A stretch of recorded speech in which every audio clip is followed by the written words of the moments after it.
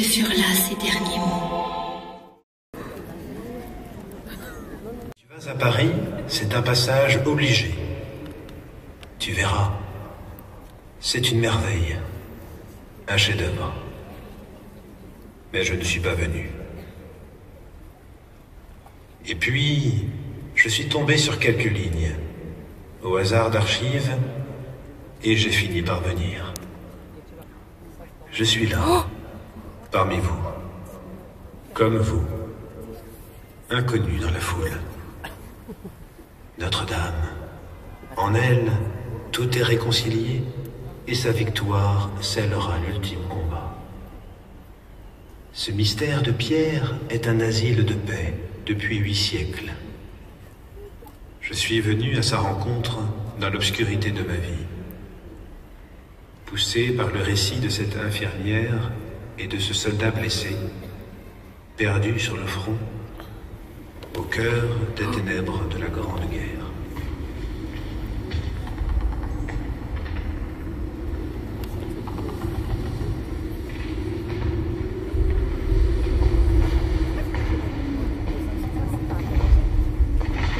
Cette nuit-là, dans le ciel, nulle lumière, excepté, de loin en loin, une fusée éclairante aux lueurs agonisantes.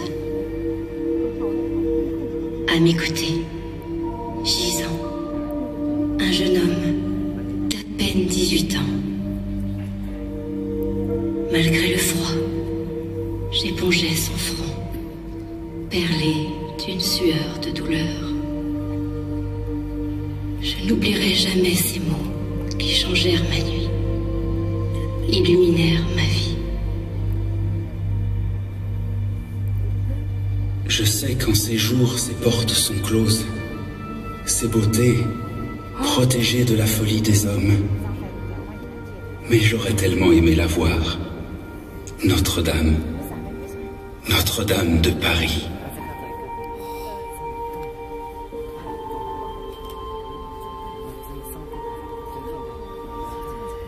Elle est plongée dans la pénombre, elle qui est lumière.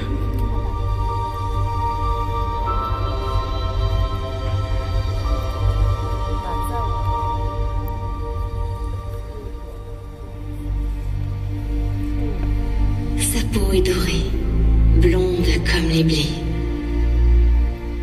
Elle est belle, la première saluée par le soleil sur l'île de la Cité.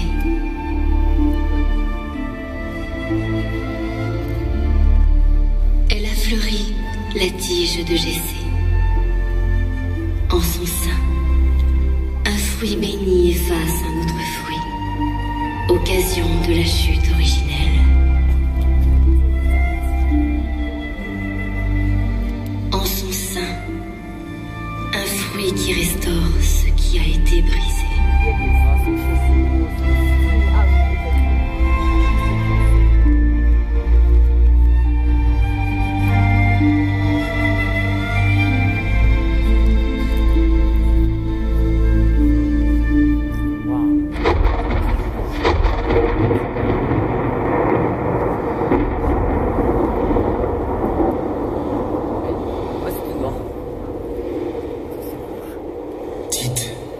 S'il vous plaît, parlez-moi d'elle. Comment dire non quand il s'agit de Notre-Dame? Les abîmes n'étaient pas encore, et déjà elle était conçue. La Vierge Mère, trône de la sagesse. Elle paraît si loin les premières heures, la paille protégeant les ébauches d'élévation. Un humble chaume pour la nouvelle Ève et le Fils de l'homme, la pierre d'angle.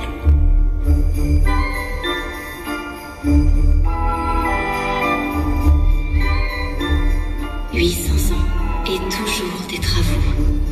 Il n'est jamais achevé le chantier du salut, le grand chantier des âmes. Oh. Altérée, dégradée mais toujours restaurée, Notre-Dame offre au premier regard sa façade harmonique.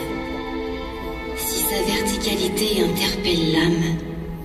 Sa dentelle de sculpture fascine.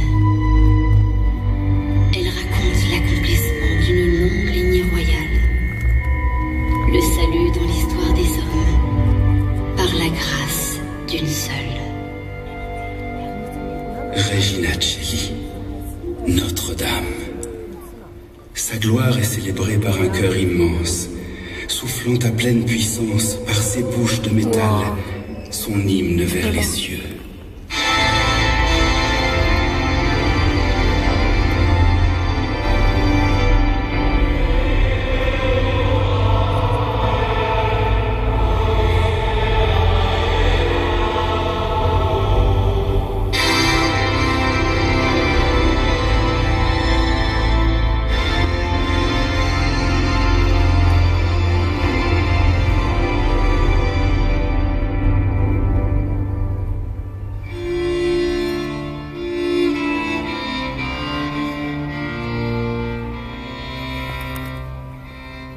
Sa beauté visible est un appel à contempler une réalité invisible d'une plus grande beauté. Depuis des siècles, en son cœur minéral, une chose ne change pas. Sa lumière intérieure.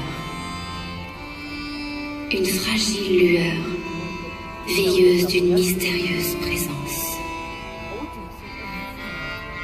Une flamme accompagnée par des milliers d'autres. Flamèches incertaines pour une foi vacillante, laissées dans le sanctuaire pour suppléer les prières tout juste murmurées.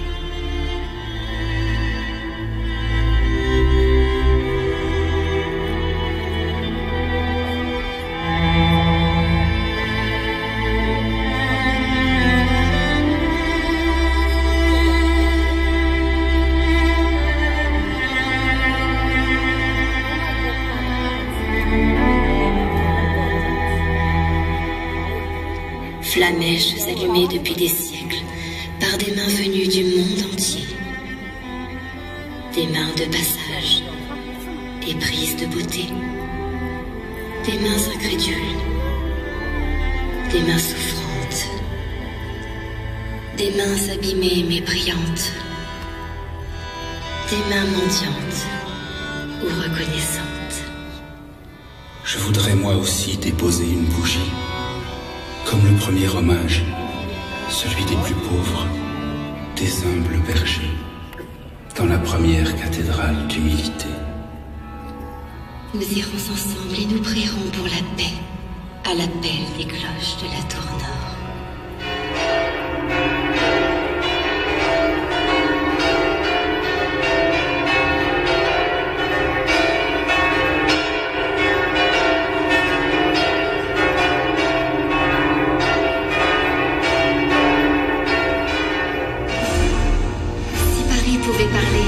Il dirait « Madame ». Pour les Français, c'est Notre-Dame, tout simplement. Et c'est bien à ses pieds que se trouve le point zéro, départ et convergence des routes de France. Tous les chemins mènent à Notre-Dame.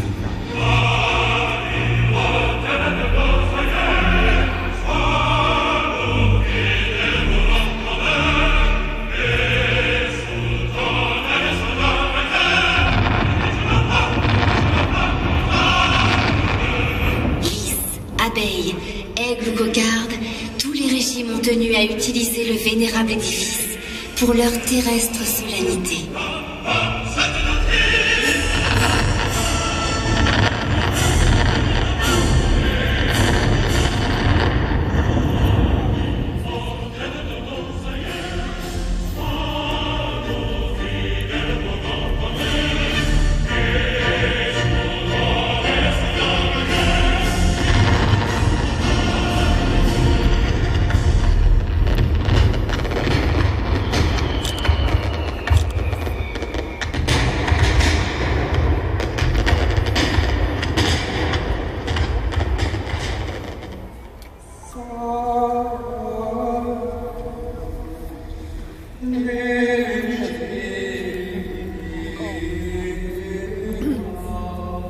Mais le royaume dont elle est la porte n'est pas celui des puissants de ce monde.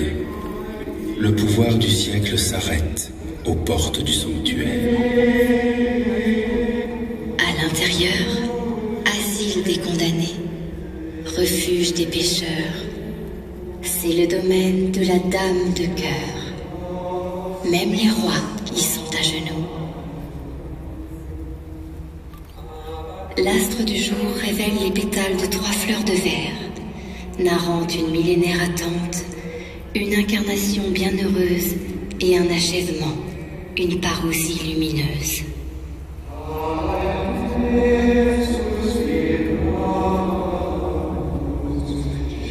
En ce XIIIe siècle, siècle de Saint-Louis, siècle de chevalerie, de courtoisie, 3 roses, en hommage à la Vierge Marie, l'éternel féminin. 3 rosaces pour l'étoile du matin, porte du ciel, arche d'alliance, vase d'honneur, rose mystique.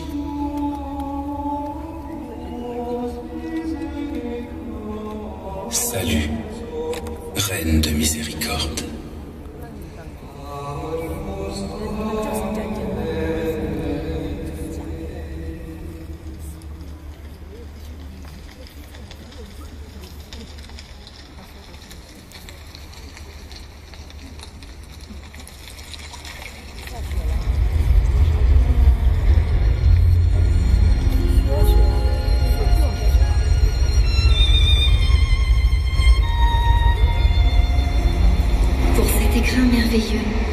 La nature a donné aux hommes ses plus belles œuvres.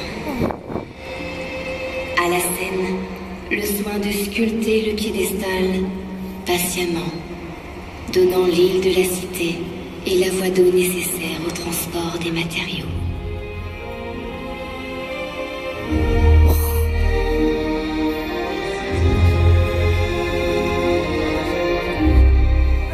Point de marbre lointain pour la dame. La terre de l'île de France donnera sa pierre, un calcaire lumineux, legs d'une mer chaude et peu profonde, mer des temps les plus lointains.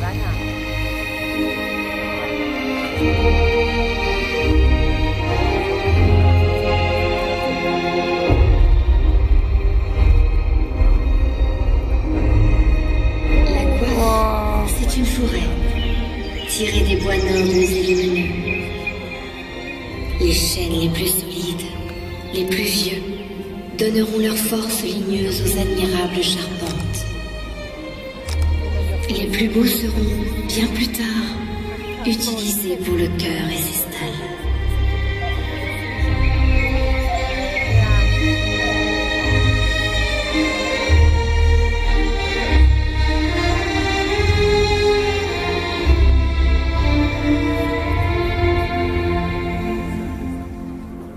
Et depuis, sous le regard maternel de la Dame de Pierre, des siècles de vie parisienne.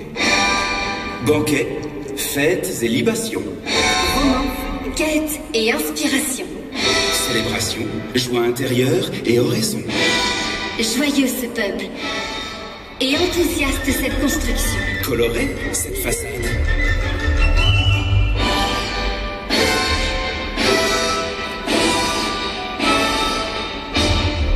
Maison de Dieu avant tout, maison du peuple assurément. Église des grands deuils et des grandes victoires, église des actions de grâce et des grandes douleurs, qui mieux qu'une mère peut rassembler ses enfants.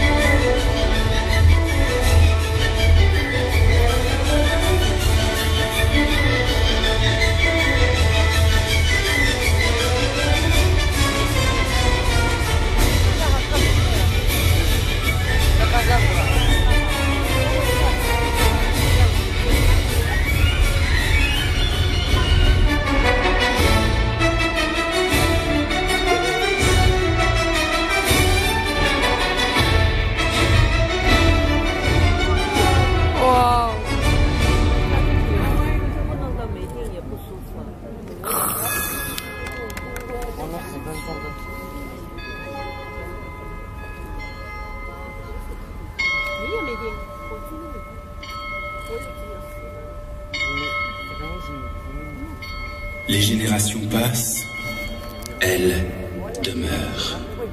Quel est le secret de sa jeunesse? Elle provient d'un équilibre merveilleux.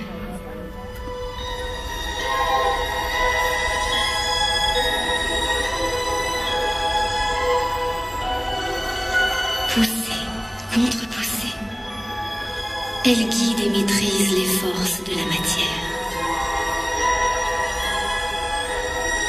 En elle, l'élévation s'appuie sur l'attraction. La grâce sublime la gravité. Nul combat intérieur, nulle pesanteur dans le sanctuaire. À l'extérieur est rejeté le combat titanesque.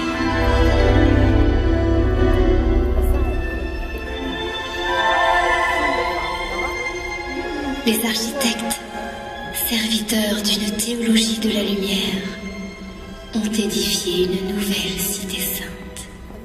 Image de la Jérusalem céleste, elle scintille du feu de ces pierres précieuses.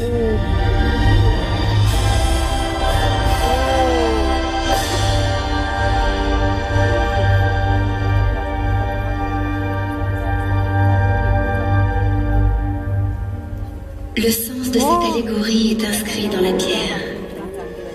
Sa robe est un rébus de nombre et de géométrie. Ainsi l'ont voulu ses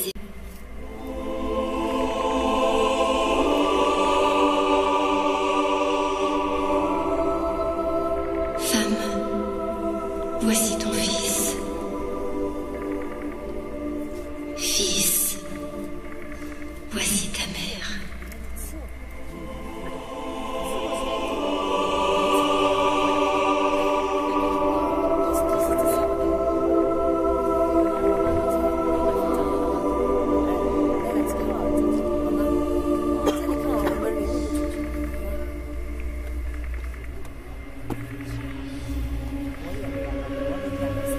Les nuages se sont ouverts. Une étoile apparut. Je fermais les yeux et rendais grâce en pensant à lui. Jeune soldat américain, mort pour la France, tombé pour la paix en ce mois de novembre 1917. Je pensais à elle, la voyant surgir de la nuit dans ses habits de lumière, parée pour la rencontre, ouvrant les bras à son enfant.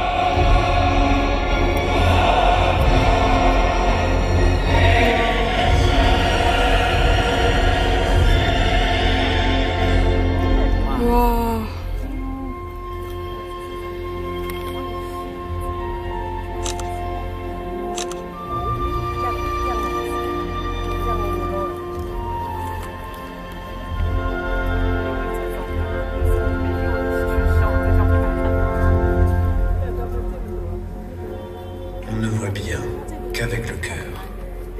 L'essentiel est invisible pour les yeux, disait le petit prince de Saint-Exupéry. Salut, porte du ciel. Salut, dame de cœur.